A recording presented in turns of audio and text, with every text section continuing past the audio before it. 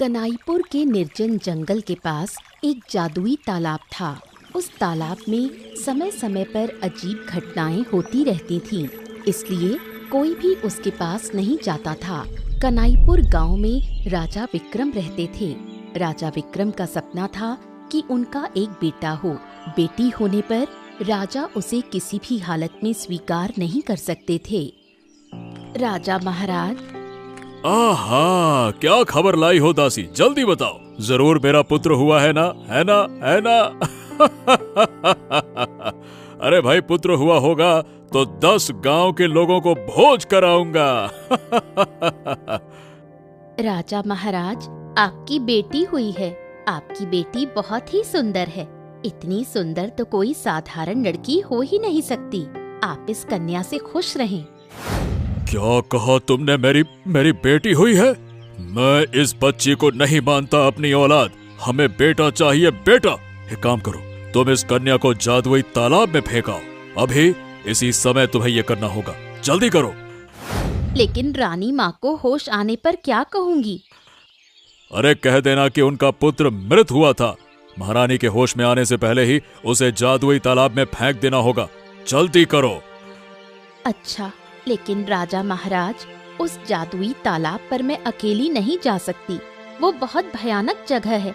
अकेले जाने से मुझे डर लगेगा। तुम्हें अकेले ही जाना होगा। किसी और को साथ ले गई तो कन्या का समाचार सबको पता चल जाएगा। सबको यह घोषणा करनी होगी कि महारानी का मृत पुत्र हुआ है। समझ गई? जाओ। जैसा आप कहेंगे महाराज। और हाँ, हमारे कहे अनुसार ही काम होना चाहिए। ठीक है महाराज, अब मैं जाऊं? ठीक है, जा सकती हो तुम। उसी गांव में राघव नाम का एक लकड़हारा रहता था। वो अपनी पत्नी मिनती के साथ जंगल के किनारे एक झोपड़ी में रहता था। राघव रोज जंगल में लकड़ी काटने जाता। कभी कभी मिनती भी उसके साथ जाती। और कितनी दूर चलेंगे? आगे तो जादुई तालाब है, वहाँ नहीं जाना चाहिए। हाँ, अरे बस थोड़ा सा और आगे चलो, आने वाला है। चलो चलो चलो, आ जाओ। लकड़ी बेचकर हमारा गुजारा ठीक ठाक चल ही जाता है। अगर हमारा एक बच्चा होता तो हमारी जिंदगी और भी सुखी होती। अरे ऊपर वाले ने हमारे नसीब में संतान नहीं रखी। बच्चे की बात सोचते ही दिल बैठ जाता है। संतान ना हो तो माँ बाप की कोई कीमत नहीं रहती। तुम दूसरी शादी कर लो। अगर दूसरी शादी से बच्चा हो गया तो? अरे नहीं नहीं नहीं नहीं, ये कैसी बातें करती हो? मैं दूसरी शादी वादी नहीं करूंगा। फालतू की बातें मत करो। मुझे लग रहा है जैसे किसी नवजात शिशु की रोने की आवाज आ रही है। तुम भी सुन रहे हो? हाँ हाँ हाँ, मैं सुन रहा हूँ। चलो आगे देखते हैं। चलो चलो चलो। आगे तो वही जादुई तालाब है। अरे हिम्मत करके चलो, बच्चे की आवाज वहीं से आ रही है। चलो। देखो देखो, तालाब में एक बड़ा घड़ा तैर रहा है। उसके अंदर एक नन्ही सी बच्ची है। अरे चलो यहाँ से भाग्यवान, वरना मुसीबत हो जाएगी। चलो। कहीं नहीं जाऊंगी। इस बच्ची को हम घर ले चलेंगे। अरे तुम समझ नहीं रही हो, ये जादुई तालाब है। इसमें उतरने पर हम जिंदा नहीं लौट पाएंगे, समझो। मुझे लगता है ऊपर वाले ने हम पर कृपा की है। तुम ऊपर वाले का नाम लेकर बच्ची को ले आओ। अच्छा, जा रहा हूँ। ठीक,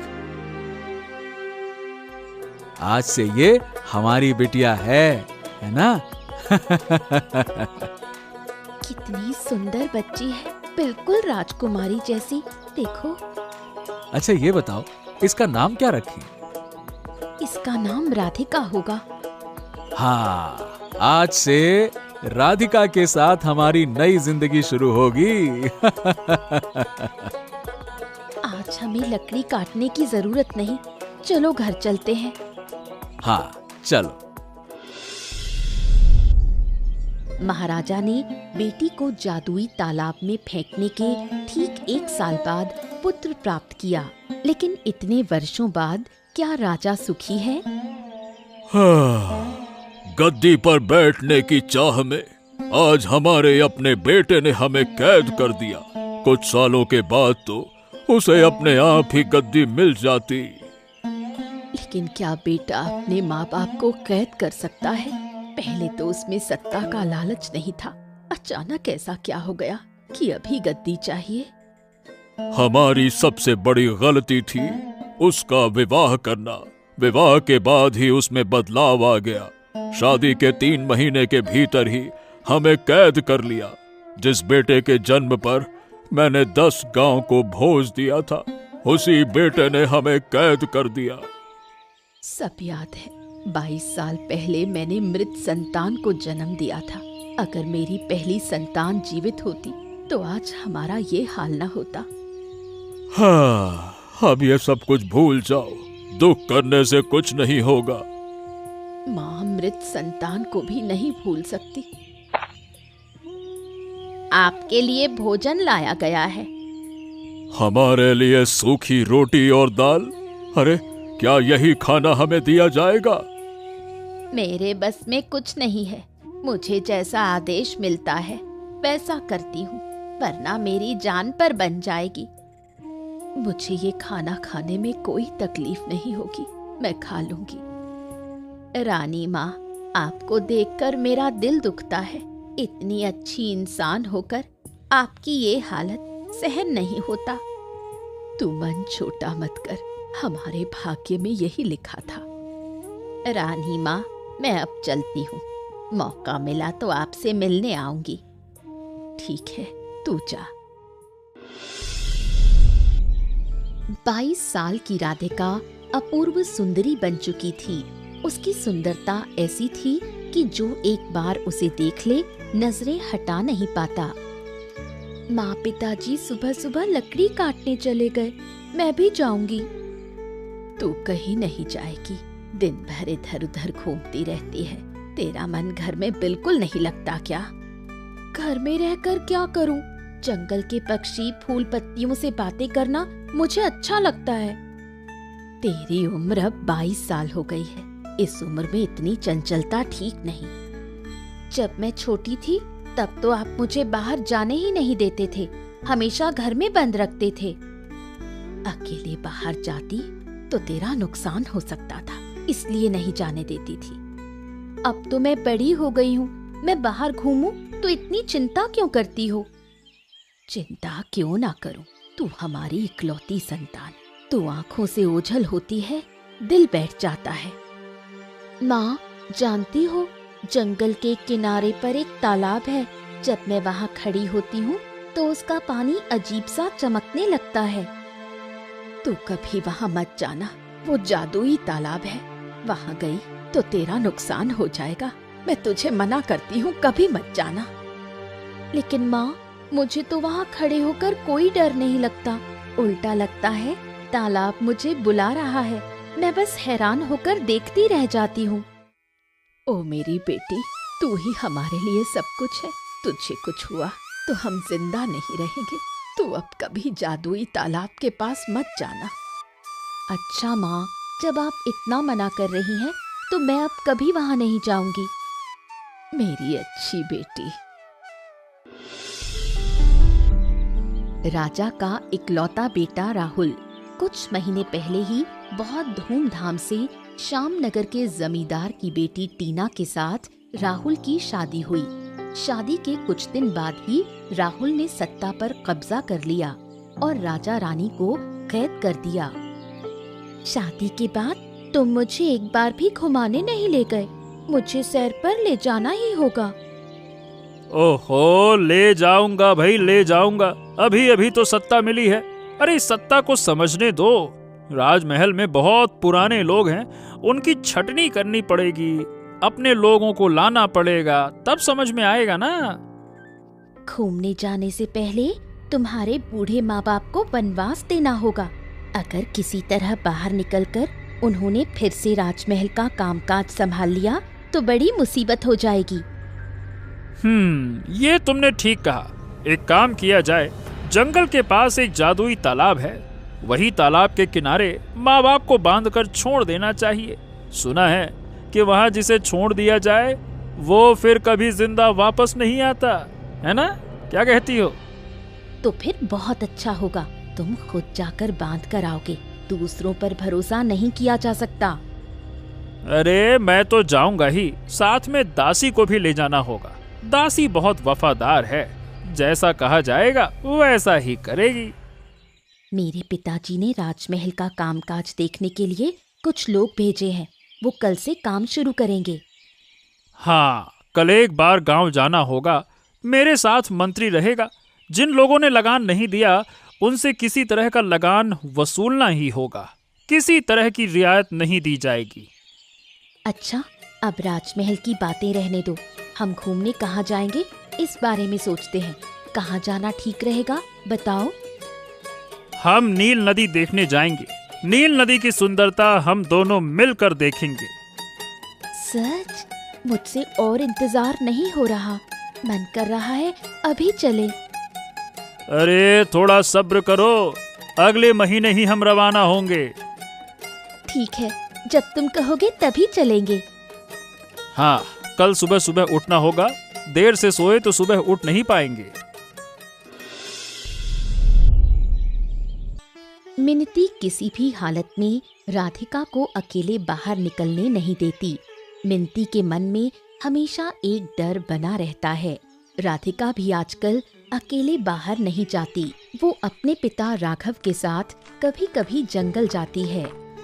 अरे बिटिया रानी, अगर तू मेरे साथ ना भी आती तो चलता। मुझे तो लकड़ी काटने में बहुत समय लगेगा। अब तो इतनी देर क्या करेगी बता। पिताजी, मुझे घर पर बैठे रहना बिल्कुल अच्छा नहीं लगता। मैं भी आपके साथ लकड़ी काटूंगी। बिल्कुल नहीं, लकड़ी काटेगी तो तेरे हाथ में छाले पड़ जाएंगे। पढ़ने दो ना, आपके भी तो हाथों में छाले पड़ते हैं। अच्छा पिताजी, आप लोग मुझे कोई काम क्यों नहीं करने देते? न काम करने देते हो न बाहर जाने देते हो। मुझे तो अच्छा नहीं लगता। अब से मैं खाना पकाऊंगी, घर का काम करूंगी। अरे तू हमारी इकलौती बेटी है, तुझसे हम काम क्यों करवाएंगे? हाँ, आप और माँ कितनी मेहनत करते हैं, लेकिन मुझे कोई मेहनत करने ही नहीं देता। अब आगे नहीं जाएंगे, यहीं आज लकड़ी काटेंगे। तू यहाँ चुपचाप खड़ी रह बस, और कुछ मत करना। पिताजी, मैं थोड़ी देर आगे टहल कर आती हूँ। बेटा बहुत दूर मत जाना, हमको चिंता हो जाएगी, है ना? अच्छा पिताजी, मैं अभी लौट आऊंगी।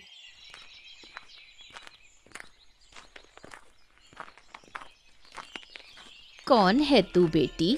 इस जंगल में तो कोई आता नहीं। तेरे जैसी सुंदर लड़की यहाँ। तुझे चलते देख लगता है जैसे चारों ओर उजाला हो रहा है। उधर तो जादुई तालाब है। आप उधर कहाँ गई थी?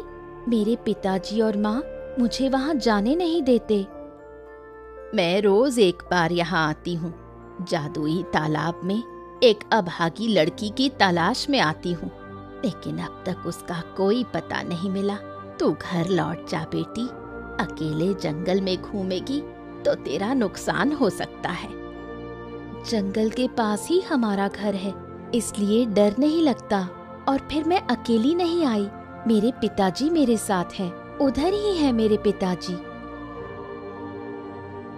बेटी, जरा तेरा हाथ तो देखूं। ये क्या? तेरे हाथ में तो वही तीर का निशान है। मैं ये क्या देख रही हूँ? मेरे पिताजी बुला रहे हैं, मैं जा रही हूँ। 22 साल पहले जिस लड़की को मैंने तालाब के पानी में बहा दिया था, उसके हाथ में भी बिल्कुल ऐसा ही तीर का निशान था। ये लड़की कौन है? 22 साल से मैं रोज एक बार इस जादुई तालाब के पास आती हूँ। अगर कभी उसका कोई पता मिले, मुझे उस लड़की की सच्चाई जाननी ही होगी। कई दिन बीत गए। राहुल और टीना ने तय कर लिया कि राजा और रानी को जादुई तालाब के किनारे बांधकर रखेंगे। आखिरकार उन्होंने ये फैसला किया कि आधी रात को दासी के साथ मिलकर राजा रानी को जंगल में बांध देंगे। बहुत अच्छे से बांध दिया है, अब ये भाग नहीं पाएंगे। दासी, चलो हम महल वापस चलते हैं। छोटे राजा, आप जाइए, मैं आती हूँ। आपके हाथ और मुंह की रस्सी खोल देती हूँ। रात के भीतर ही यहाँ से भाग जाइए। मैं हुक्म की गुलाम हूँ। राजा जो कहता है वही दासी को सुनना पड़ता है, जैसे 22 साल पहले सुना था। मैं अब जा रही हूँ, नहीं तो मेरी जान को भी खतरा हो सकता है। और एक बात याद रखिए, राजमहल वापस आने की कोशिश मत करना। वहाँ अब पुराने लोग नहीं हैं। आप लोग अगर वहाँ गए तो मार दिए जाएंगे। तू चली जा, हमारी चिंता मत कर। देर करेगी तो तेरा नुकसान होगा। मैं चली। ये दासी क्या कहकर गई? कह रही थी कि 22 साल पहले कुछ किया था। रानी, दासी की बात मैं ठीक से समझ नहीं पाया। हमें यहाँ से भागना होगा। चलो निकलते हैं। अरे मैं यहाँ से कहीं नहीं जाना चाहता। रात यहीं बिताना चाहता हूँ। ये तालाब मुझे जैसे अपनी ओर खींच रहा है। जैसा राजा वैसा ही उसका बेटा भी। 22 साल पहले राजा ने जो किया था, अब राजा का बेटा भी वही कर रहा है। अच्छा हुआ, अच्छा हुआ। ये कैसी आवाजें आ रही है? तुमने 22 साल पहले क्या किया था? सब मुझे साफ साफ बताओ। अरे मैं कुछ नहीं जानता। मुझसे सवाल मत करो। तकलीफ सहकर भी हमें यहाँ सुबह तक रुकना होगा, फिर यहाँ से भागेंगे। अचानक जंगल के जीव जंतु अजीब तरह से चिल्लाने लगे। सोए हुए पक्षी ऐसे भागने लगे मानो घबरा गए हों। राधिका भी जैसे बेचैन होने लगी। माँ, मुझे बहुत तकलीफ हो रही है। नींद में बहुत बुरा सपना देखा। मेरा मन हो रहा है कि बाहर भाग जाऊं। वो जादुई तालाब मुझे बुला रहा है। मैं वहां जाना चाहती हूँ। नींद में तू चीख रही थी। तेरी चीख सुनकर ही मैं और तेरे पिताजी दौड़े आए। हाँ, जंगल के पशु पक्षी भी अजीब कर रहे हैं। लगता है जैसे उन्हें भी बहुत कष्ट हो रहा है। अच्छा, याद है तुम्हें भाग्यवान, 22 साल पहले एक रात बिल्कुल ऐसा ही हुआ था। हाँ, मुझे बहुत अच्छे से याद है। वही सब आज फिर हो रहा है। ओ माँ, मेरे साथ ऐसा क्यों हो रहा है? मैंने सपने में देखा कि आप लोग मुझे छोड़कर कहीं दूर जा रहे हो। ऐसा सपना क्यों देखा माँ? हम तुझे छोड़कर कहाँ जाएंगे बेटी? हम तो तेरे पास ही हैं। तू ही तो हमारी जान है। माँ, मैं एक बार उस तालाब के किनारे जाना चाहती हूँ। अगर वहाँ ना गई तो मुझे बहुत पीड़ा होगी। तालाब का पानी मुझे बुला रहा है। मुझे जाने दो। अरे, इतनी रात को वहां नहीं जाया जा सकता बेटी। हम तेरे पास हैं ना, तुझे कुछ नहीं होने देंगे। तू जरा सोने की कोशिश कर। मैं तेरे सिर पर हाथ फेर देती हूँ। मुझे नींद नहीं आएगी माँ। मेरे शरीर में जैसे आग सी जल रही है। मुझे जाने दो तालाब के पास। समझ गया। जब तक तालाब ना जाएं, तो ठीक नहीं होगी। चल, हम तीनों मिलकर चलते हैं। चल चल बेटी, हम भी तेरे साथ चलते हैं। चलो।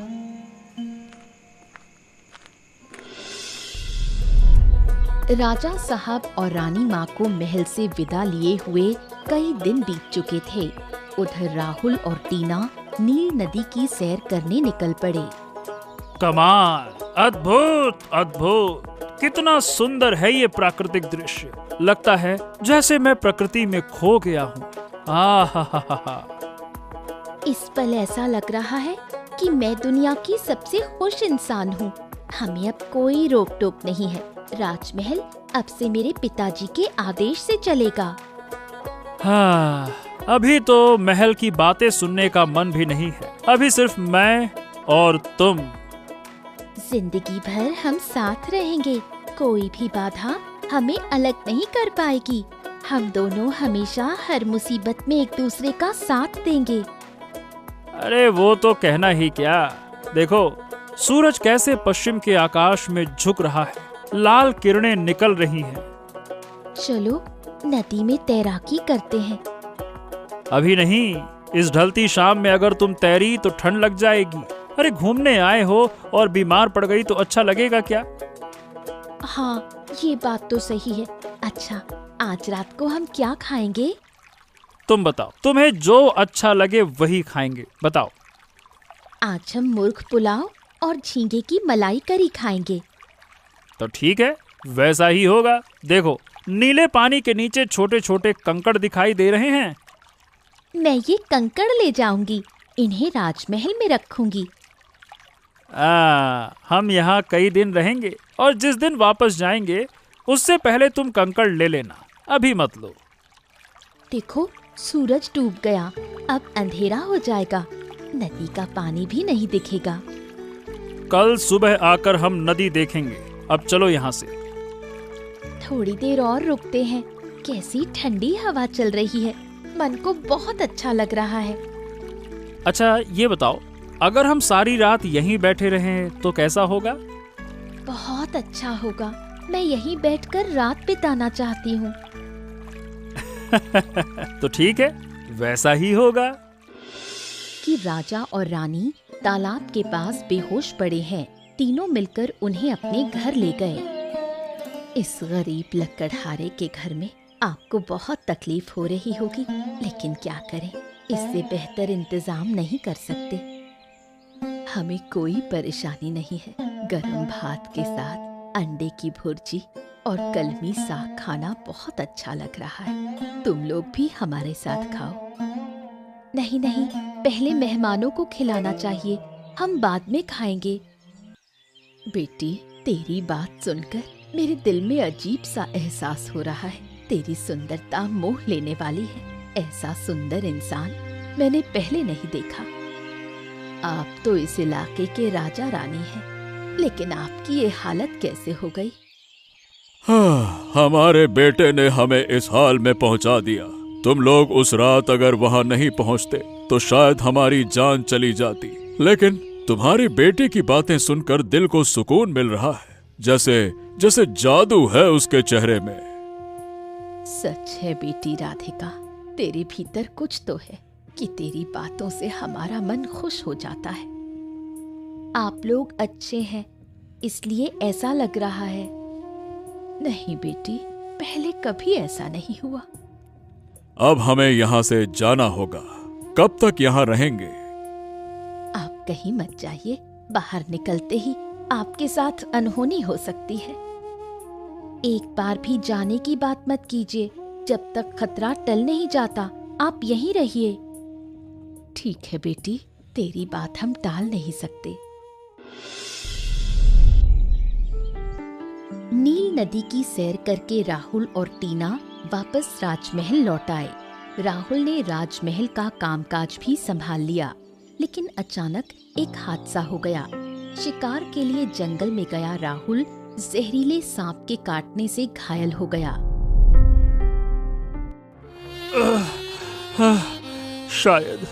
शायद अब मैं नहीं बचूंगा। जहर पूरे शरीर में फैल गया है। अरे रे रे रे रे, दर्द बहुत हो रहा है। ये सब पाप का फल है। 22 साल पहले आपके पिता ने पाप किया था और अब आपने। प्रकृति पाप का दंड अवश्य देती है। ये सब क्या कह रही हो? दासी होकर ऐसी बातें कहने की हिम्मत कैसे हुई? मैं जो कह रही हूँ वो सच है। 22 साल पहले रानी ने बेटी को जन्म दिया था, लेकिन बेटी होने के कारण राजा ने उसे जादुई तालाब में फेंक दिया। और छोटे राजा ने क्या किया? राजा और रानी को उसी तालाब के पास बांधकर छोड़ दिया। अब छोटा राजा सांप के जहर से छटपटा रहा है। छोटी रानी, आप भी सावधान रहिए, पाप आपको भी नहीं छोड़ेगा। मैंने महापाप किया है, अपने जन्मदाता माँ बाप को सजा दी। अब समझ रहा हूँ कि पाप किसी को नहीं छोड़ता। दासी, तुम मेरे माँ बाप को ढूंढो। अगर वो जीवित है तो उन्हें वापस ले आओ, ले आओ। आज ही मैं खोज का इंतजाम करूंगी। अगर वो मिले तो उन्हें वापस लाऊंगी। मैं अपने मायके चली जाऊंगी, यहाँ अब नहीं रह सकती। आज ही जाऊंगी, फिक्र से क्या होगा। मेरी इस हालत में तुम जाना चाहती हो? अरे तुम्हें मेरी जरा भी फिक्र नहीं है? यहाँ रहकर मैं कर भी क्या सकती हूँ? अगर मेरे रहने से तुम ठीक हो जाते तो मैं रुकती। तो ठीक है, तुम जा सकती हो, मैं तुम्हें नहीं रोकूंगा, जाओ। राजा और रानी एक दिन चुपचाप लकड़हारे के घर से चले गए। गरीब के घर में दिन प्रतिदिन रहना उन्हें अच्छा नहीं लग रहा था, इसलिए वो वहां से निकल पड़े। उनके चले जाने के बाद से राधिका बहुत उदास रहने लगी है। खाना भी नहीं खा रही। जो पहले चंचल थी अब चुपचाप रहने लगी है। उनमें ऐसा क्या है कि बेटी इतनी दीवानी हो गई? क्यों उनके लिए इतना परेशान हो रही है? क्या चक्कर है? कहीं उनका और राधिका का कोई रिश्ता तो नहीं? अरे ये क्या कह रही हो? अरे भाई, ये लड़की हमारी है, इसका किसी और से कोई रिश्ता नहीं है। और जरूरत पड़ी तो हम यहाँ से दूर चले जाएंगे, कहीं दूर जाकर बसेंगे। तुम ठीक कह रहे हो। हम राधिका को नहीं खो सकते। हमने उसे पानी से उठाया था। संतान ना होने का दर्द हम भूल गए थे। राधिका ही हमारी सब कुछ है। उसके बिना हम जी नहीं सकते। तो ठीक है, कल ही रात हम यहाँ से दूर चले जाएंगे। हमें अब इसकी शादी करनी होगी। हाँ, उसकी शादी करेंगे। हमारे पोते पोतियां होंगे। बुढ़ापे का समय पोते पोतियों के साथ कटेगा। लेकिन आजकल राधिका को लेकर मुझे डर लग रहा है। उसका बर्ताव अजीब हो गया है। हाँ, सही कहती हो, मुझे भी बहुत डर लग रहा है। आज ही सब सामान समेटना होगा, कल समय नहीं मिलेगा। चलो जल्दी करो। हाँ, सब तैयार करना होगा। लेकिन सोच रही हूँ, राधिका मान जाएगी क्या? इस जंगल के बाहर रह पाएगी क्या? हाँ, बेटी की भलाई के लिए हमें जाना ही होगा। नई जगह पर रहते रहते वो उस जगह को भी पसंद करने लगेगी। भाग्यवान। चलो जल्दी चलो। हाँ, ये तो सही है। चलो हम दोनों मिलकर सामान तैयार करें। चलो चलो चलो चलो। राहुल को सांप के काटने के बाद दासी राजा रानी को बेतहाशा ढूंढती फिर रही थी। पूरे इलाके में खोजा, लेकिन वो कहीं भी नहीं मिले। उधर टीना भी अपने मायके चली गई। इन्हीं दिनों अचानक एक दिन राहुल की मृत्यु हो गई। अरे बेटी, तू यहाँ? ये तो हमारा घर है, लेकिन आप यहाँ कैसे? कई दिनों से राजा रानी को ढूंढ रही हूँ। आज जंगल में खोजते खोजते यहाँ आ गई। वो लोग तो हमारे यहाँ आए थे, फिर बिना कुछ कहे चले गए। अपने माँ बाप को बुला सकती है क्या? हाँ, मैं बुलाती हूँ। माँ, बाबा, बाहर आओ। आप? राजा रानी को मैं ढूंढ रही हूँ, पर कहीं नहीं मिल रहे। उनका इकलौता बेटा राहुल सांप के काटने से मर गया। मरने से पहले वो अपने माँ बाप से मिलना चाहता था, लेकिन वो कहीं नहीं मिले। वो हमारे यहाँ थे, अब कहाँ है हमें नहीं मालूम। मुझे एक सच्ची बात बताएंगे, ये लड़की क्या आपकी बेटी है? आप ये कैसी बातें कर रही हैं? ये हमारी बेटी है, हमारी इकलौती बेटी। आप अब यहाँ से जा सकती हैं। मैं आप लोगों को बहुत पहले से जानती हूँ। जहाँ तक मुझे पता है, आपके कोई संतान नहीं थी। फिर ये लड़की कहाँ से आई? इसके हाथ पर तीर का निशान है। उससे समझ गई कि ये आपकी बेटी नहीं है। अरे आप कैसी फालतू की बातें कर रही हैं? हमें आपकी बात सुनने की कोई इच्छा नहीं है। माँ, बाबा, ये क्या कह रही हैं? मैं आपकी बेटी नहीं। बेटी, तू इनकी बातों पर जरा भी विश्वास मत कर। ये औरत कुछ भी बक रही है। मैं कुछ भी यूं ही नहीं कह रही। आप सच बोलिए। जो सच है वही कह रहे हैं। हाँ, मैं राजा रानी को ढूंढने जा रही हूँ, लेकिन फिर आऊंगी। मैं भी आपके साथ चलूंगी। राजा रानी लकड़हारे के घर से भागकर जंगल में इस पेड़ के नीचे ठहरते हैं। उन्हें लगने लगा कि शायद इसी तरह बाकी जीवन बिताना होगा। अरे रानी, हमने जीवन में जो पाप किया उसकी सजा हमें मिल रही है, लेकिन बेगुनाह होकर भी हमारे साथ साथ तुम भी सजा पा रही हो। हमसे ये बर्दाश्त नहीं होता, नहीं होता। तुमने क्या अपराध किया है?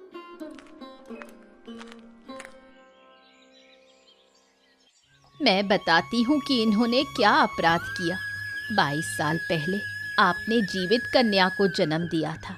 आपके होश में आने से पहले ही उस बच्ची को जादुई पोखर में फेंक दिया गया।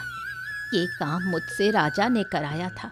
अगर मैं ऐसा नहीं करती तो राजा मुझे खत्म कर देता। उस दिन मैंने एक हांडी में आपकी बच्ची को रखकर पोखर में बहा दिया था। ये राधिका आपकी वही बेटी है। हाँ, हम सुबह जंगल में लकड़ी काटने आए थे, तब पोखर के पानी में बच्चे की रोने की आवाज सुनी। फिर उसे घर ले जाकर अपनी संतान मानकर पाला। राधिका तुम्हारी बेटी है। ये सब मैं क्या सुन रही हूँ? हाँ बेटा, बेटा जो सुन रही हो वही सच है। और एक बात, आपका बेटा सांप के काटने से मर गया। हाँ, यही शायद नियति थी। हमने पाप किया, उसकी सजा हमें मिल रही है। महारानी और मेरी बेटी राधिका, हम आप दोनों से हाथ जोड़कर माफी मांगते हैं। हम जानते हैं कि हम माफी के लायक नहीं हैं, लेकिन फिर भी हमें माफ कर दो और राधिका को हम अपने साथ ले जाना चाहते हैं। हाँ बेटी चलो। नहीं, मैं अपने माँ बाप को छोड़कर कहीं नहीं जाऊंगी। सिर्फ जन्म देने से कोई माँ बाप नहीं हो जाते। आप लोग वापस जाइए। अब से राघव और मिनती राजमहल में रहेंगे। हम सब एक साथ राजमहल में रहेंगे। इसके बाद कई महीने बीत गए। सब लोग राजमहल में सुख शांति से जीवन बिताने लगे। बेटी राधिका को लेकर राजा रानी बहुत खुश थे। उधर राघव और मिनती भी राधिका के माँ बाप बनकर राजमहल में थे। मेरे राज्य में अब कभी भी गरीब और असहायों पर अत्याचार नहीं होगा। राजमहल के पुराने लोगों को वापस बुलाना होगा। बेटा राधिका, अब इस राजमहल की जिम्मेदारी तुम्हारी भी है। राघव और राधिका अब से राजमहल की जिम्मेदारी निभाएंगे। ये दोनों अब राजमहल का हिस्सा हैं। अरे आप ये कैसी बातें कर रहे हैं? हमें यहाँ शरण दी आपने, बस यही बहुत है। हमें अपनी बेटी के साथ रहने को मिल रहा है। हमारे लिए यही बहुत है। आप लोग जहाँ रहेंगे मैं भी वहीं रहूंगी। इस महल के प्रति मुझे कोई लालच नहीं। हम सब एक साथ रहना चाहते हैं, इस बात से कोई इनकार नहीं है। इसके बाद सब लोग राजमहल में सुख शांति से जीवन बिताने लगे। ऐसी ही मजेदार कहानियाँ देखने के लिए हमारे चैनल को सब्सक्राइब करना मत भूलिएगा।